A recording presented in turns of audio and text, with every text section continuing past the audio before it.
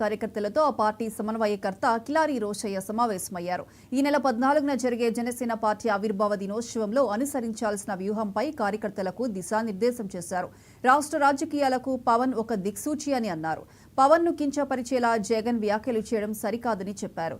జనసేన ఆవిర్భావ సభలో మాచర్ల నియోజకవర్గ ప్రజలు పెద్ద ఎత్తున పాల్గొనాలని పిలుపునిచ్చారు. వారి యొక్క మాటకి అనుగుణంగా ప్రతి ఒక్కరు కూడా పనిచేయడానికి సిద్ధంగా ఉన్నారని మరోమారు చెప్తూ ఈ రాష్ట్ర ప్రభుత్వం మంచి ప్రభుత్వం. ఈ రాష్ట్రంలో 10 మందికి మంచి చేయాలి, ఈ రాష్ట్ర అభివృద్ధికి పునాదులు వేయాలనే సంకల్పంతో పనిచేయడం జరుగుతూ ఉంది. కానీ గత ప్రభుత్వం మనం చూసాం, దూషించే ప్రభుత్వంగా పేరుగాంచింది.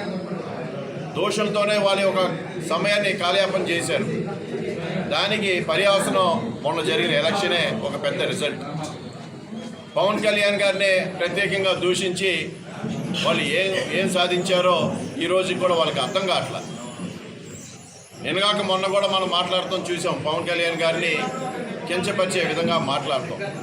వాళ్ళకి ఇంకా ఆ అహంకారం పోలేదనేది కూడా వాళ్ళు మరొకసారి రుజువు చేసుకున్నారు. కానీ ఈరోజు రాష్ట్ర ప్రజలందరూ గమనిస్తూ ఉన్నారు.